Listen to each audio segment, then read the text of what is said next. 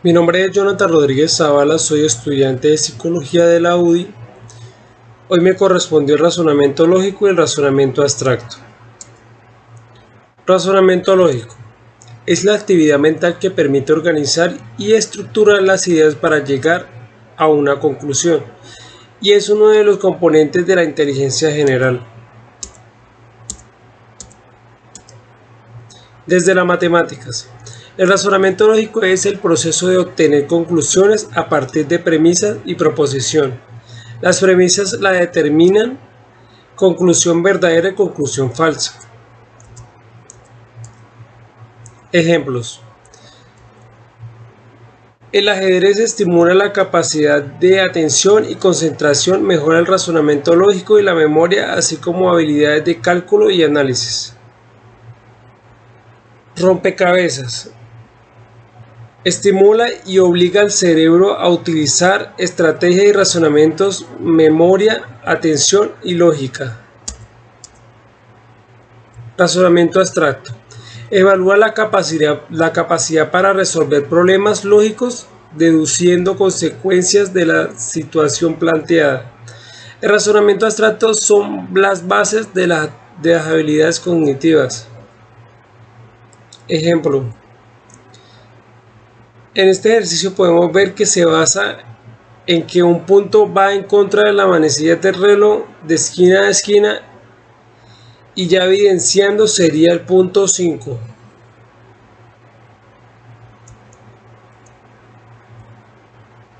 Ejemplo 2. Se basa en que la línea hace una rotación en contra de la manecilla del reloj y evidentemente sería el punto 3. Buenos días, mi nombre es Carolina Pereira Miranda y hoy les vengo a hablar sobre los métodos científicos del razonamiento inductivo y deductivo. Bueno, tanto el método inductivo como el deductivo son unas estrategias de un razonamiento lógico, siendo que el inductivo utiliza premisas particulares para llegar a una conclusión general y a cambio el deductivo se utiliza principios generales para llegar a una conclusión específica. Bueno, estos ambos métodos son muy importantes en la producción de cada conocimiento. Durante una investigación o información científica, de ambos que se utilice el uno al otro, o muchas veces se hace una combinación de ambos dependiendo del campo de estudio en el que se realice cualquier actualidad, utilizando en las ciencias experimentales es el llamado método hipotético deductivo. Bueno, ahora les voy a dar la definición del método inductivo. Es una forma de razonar partiendo de una serie de análisis particulares que permiten la producción de leyes y conclusiones generales. El uso del razonamiento inductivo fue y es de gran importancia en el trabajo científico en general, ya que muchas veces consiste en la recolección de datos sobre casos específicos y análisis para crear teorías o hipótesis. Como bien les había dicho, en las experimentaciones científicas las llaman hipótesis. Sus características son parte de un análisis empírico y luego construye teoría sobre lo observado. Aún es utilizado en las ciencias, pero dentro del método hipotético deductivo está limitado a la observación de cada uno de los fenómenos. Sus conclusiones son probables y pueden llegar muchas veces a ser falsas. La observación del método inductivo. La observación del método inductivo es uno de los aspectos claves en el método inductivo. Por ejemplo, como la experiencia de cada uno es muy importante en las áreas científicas, donde se recolectan datos de hechos y de observados fenómenos para llegar a una hipótesis o una teoría general. Para que el conocimiento científico tenga un peso y es importante que se hagan numerosas observaciones sobre un hecho para que sí sean las condiciones similares y se puedan hacer una gran tipo de generalizaciones. Los ejemplos de este método inductivo, pues yo utilicé el agua, porque el agua hierve con el calor que uno pues le coloque. La leche hierve con el calor, el aceite hierve con el calor y por lo tanto todo líquido hierve con el calor que uno le ponga a eso. Bueno, ahora continuamos con el método deductivo. Esto es un método que es utilizado en las ciencias formales como la lógica y la matemática. El razonamiento deductivo es la clave en la aplicación de leyes a fenómenos particulares que se utilizan en la ciencia.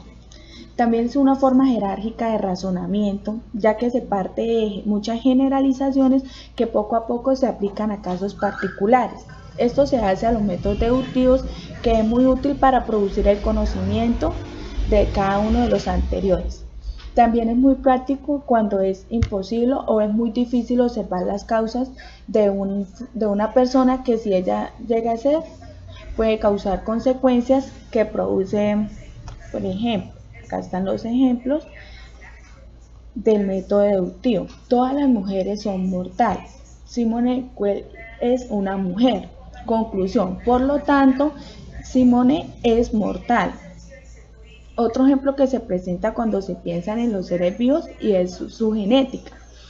Se sabe que todos los seres vivos poseemos un ADN, que por lo tanto, si en algún momento se va a analizar o algún organismo vivo, de antemano se deduce que es un organismo que tendrá ADN. Muchas gracias.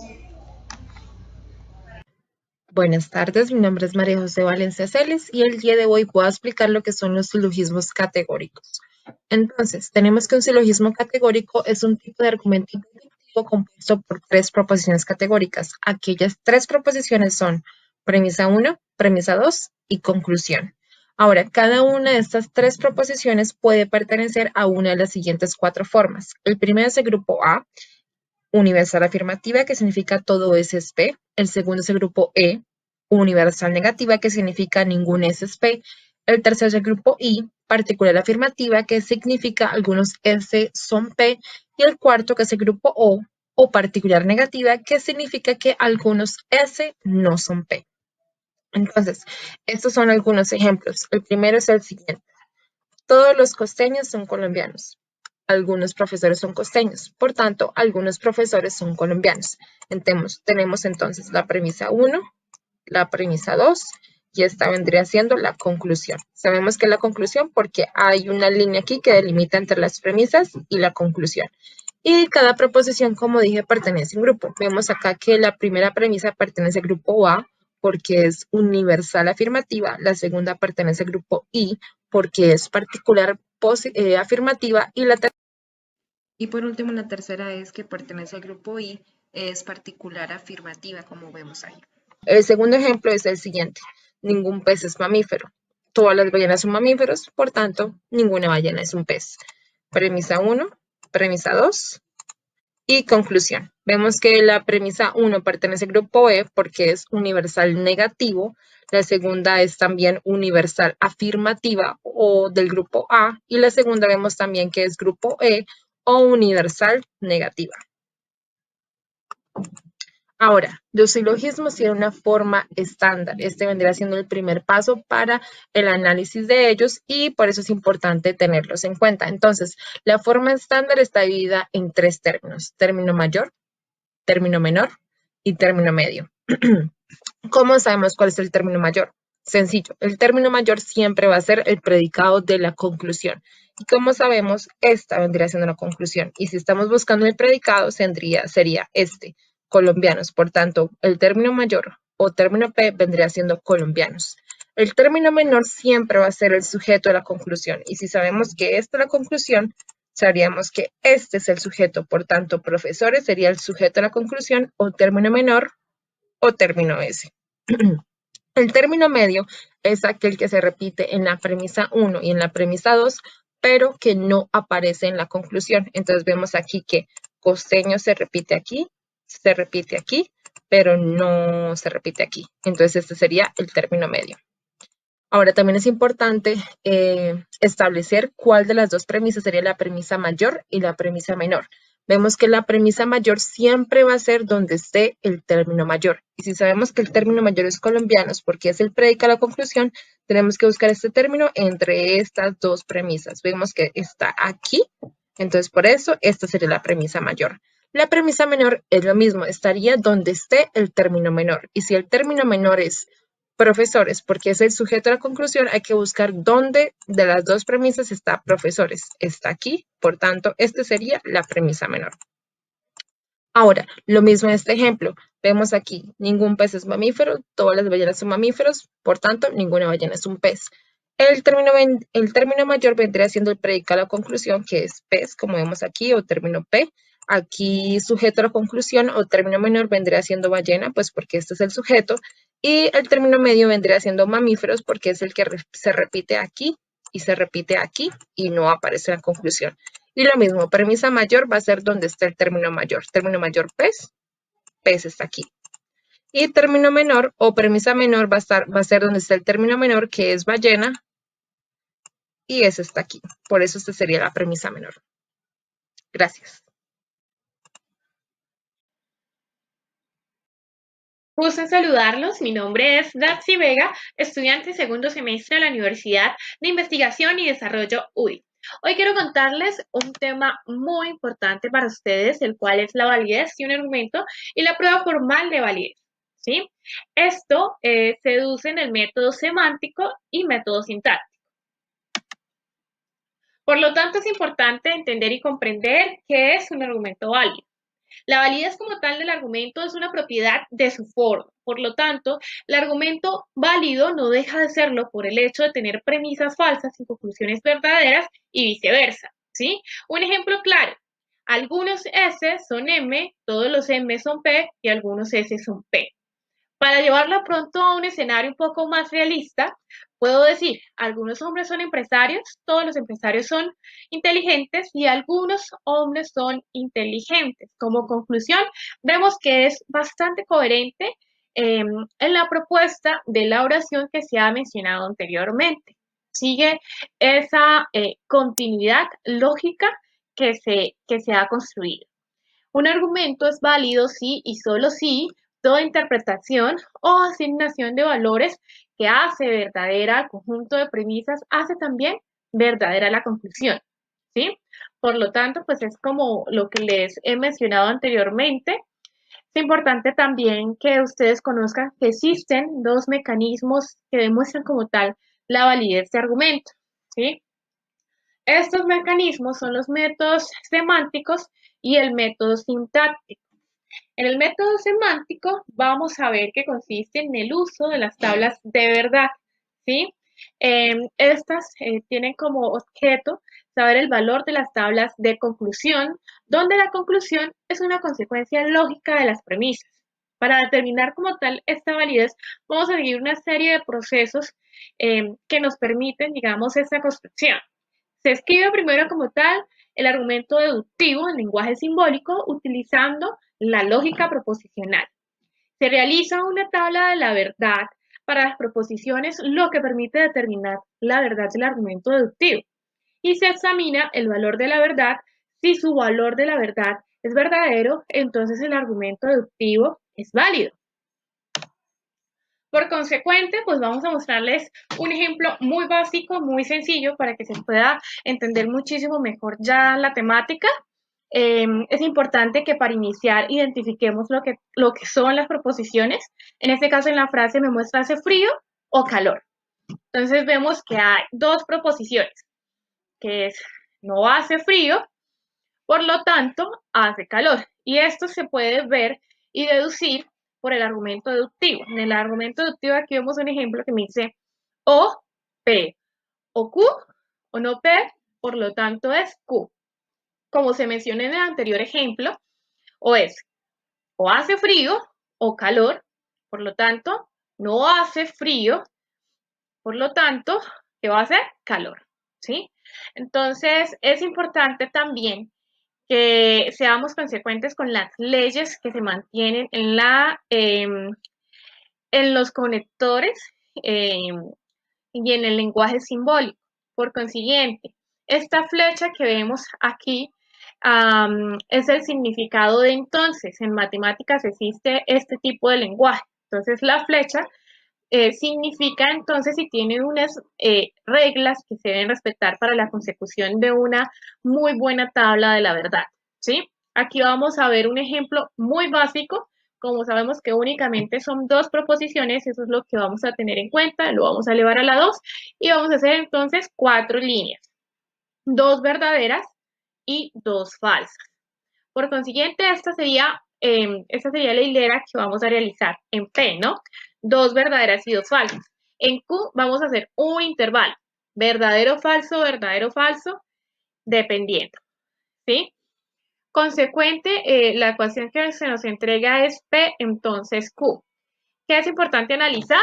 Que para la regla básica de entonces, vemos que si la premisa es el antecedente es verdadero y el consecuente es falso, por consiguiente vamos a tener un resultado falso. Como se visualiza en la tabla, vemos que únicamente hay una sola que nos arroja falso, pero en la primera hilera vemos que todas son verdaderas.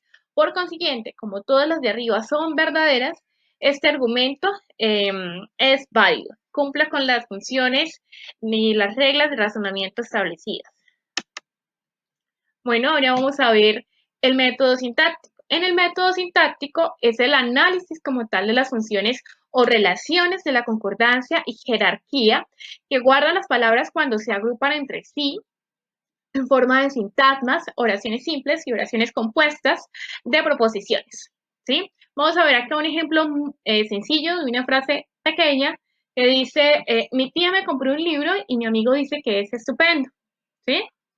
Lo primero que vamos a denotar, o lo más importante que se puede ver, es el valor que le agrega como tal a la frase. ¿Qué le agrega más valor a la frase? Es el verbo.